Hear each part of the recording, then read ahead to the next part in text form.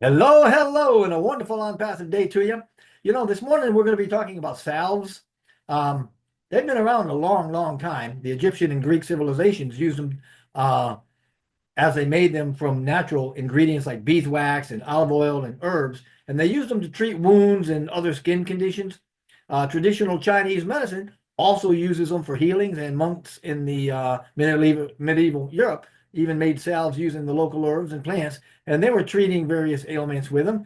And they've commonly been used to treat wounds and infections and skin irritation, stuff like that. Now, during the 19th century, salves became rather popular as part of the patent medicine movement, if you will, especially in America, and often made exaggerated claims about their healing properties, what they're able to do. Imagine that, right? Now, today, salves are still widely used, especially in natural and holistic medicines. They're often made with organic ingredients, and they're free usually from synthetic additives.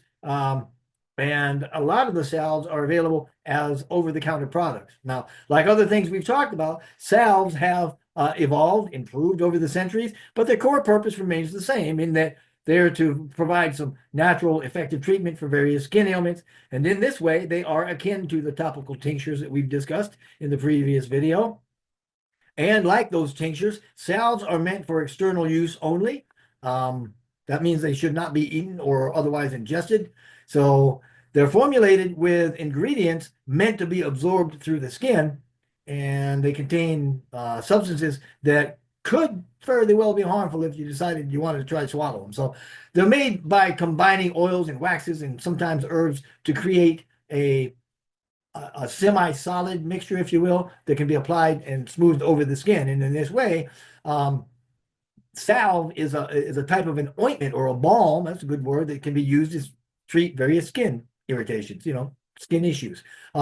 These are typically made from natural ingredients, and they're known for their soothing and healing properties. Now, the common ingredients of these are carrier oils, which we've talked about previously. A carrier oil is a neutral oil that's used as a base in various skincare products, including salves, and it's used to dilute the essential oils and other active ingredients. And it helps to ensure the compounds, the potent compounds, the components of the herbs and spices and such are safely absorbed into the skin, and they don't cause further irritation, that sort of thing. Olive oil, coconut oil, sweet almond oil, and even apricot oil are commonly used for their moisturizing properties or healing properties. Olive oil is rich in antioxidants and vitamins, right? Great for moisturizing and healing. Coconut oil, same thing. It's got antibacterial, antifungal properties, excellent for hydration as well. Jojoba oil, I think I've mentioned that before. It closely resembles the oils that are natural or native to our skin or our body. It makes it easily absorbed, it's non-greasy. And almond oil is packed with vitamins and minerals, and that's also good for soothing the skin. There's also grapeseed oil, light, non-greasy, antioxidants in it. Waxes like the beeswax we mentioned earlier, that's the most common wax, and it's used to hold or bind the ingredients together to create that semi-solid state that you want, that consistency, right? And obviously there's herbs too that we're going to put into it, various medicinal herbs like calendula, lavender, comfrey. They're all used and often infused into salves because they've got some rather therapeutic benefits. Now, there are different types of salves, healing salves used to create a balm for putting on cuts or scrapes, minor wounds.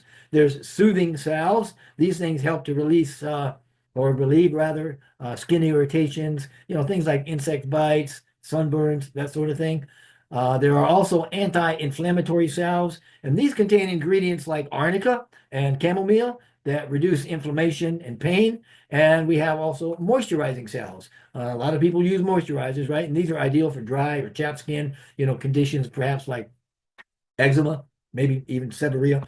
Um, the way that we use salves, the first thing you want to do is kind of clean the area off, ensure that the skin is clean and dry before applying it. You put a small amount on it, right? Just use a small amount, gently rub it into the affected area, and repeat as needed, depending on the condition. You might want to apply it several times a day. Maybe you don't need that. But the benefits of doing this are salves are often made from natural, non-toxic ingredients, and it makes them gentle on the skin. It makes them a good alternative to commercial skin care products as well.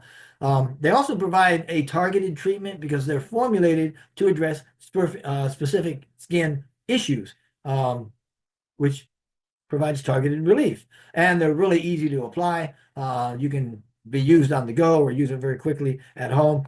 Now, making your own salves, you can do that using various things, right? Making salves at home is a simple process, just involves infusing oils with herbs, melting a little beeswax or a different wax, something that you want for that semi-solid state, and then combine those to create the healing ointment. Commonly used salves with recipes are readily available online, and they include the candula salve for healing, a lavender salve for soothing, arnica salve for pain, and there's a multi-purpose comfrey salve. You can also, if you just Google those or anything close to it, you'll come up with it. And salves can be stored at room temperature, and they got a long life shelf too, so making them a pretty handy addition to your healthcare arsenal.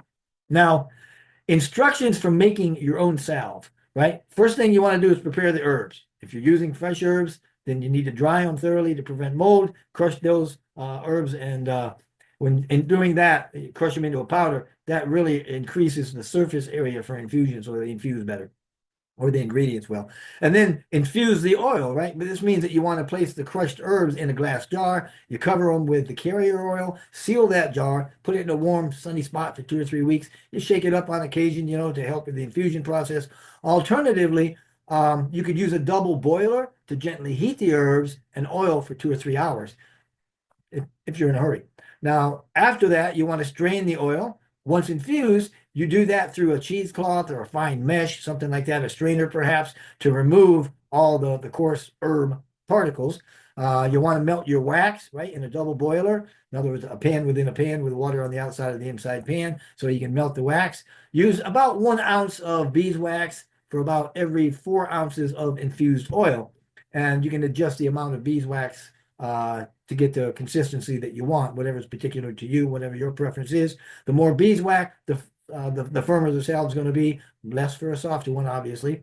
Then you want to combine that up and stir it. So you slowly add the oils that you've infused to the melted beeswax, stir it, stir it, stir it till it's all fully combined. And if you want to, you can even add a few drops of essential oils at this stage for some additional fragrance benefits. Then once you have it all mixed up, like you got it like you want it, pour the mixture out into a clean, sterilized container, a tin or a jar or something like that. Let it cool, let it solidify. Label that container with whatever name you're putting on the salve, and probably the date the salve was made. So storage is easy, right? Just put it in a cool, dark place. You use it on dry skin, minor cuts, bruises, other skin issues as needed.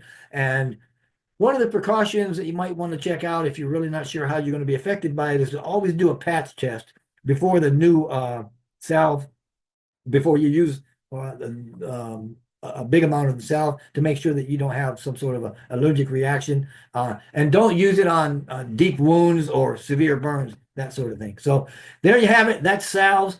And from here out, we're going directly into herbs. I'm going to do them alphabetically, and I've got a couple hundred of them I'm going to do. So I hope that you enjoy this. Please like, share, subscribe, and please put some comments down below if you've got topics you'd like to hear or other things you'd like to know about. Just put those in there. I'll answer those for you, and we'll get things rolling. And I sure appreciate that, and hope that you have an awesome, awesome on passive day. Thanks. See ya.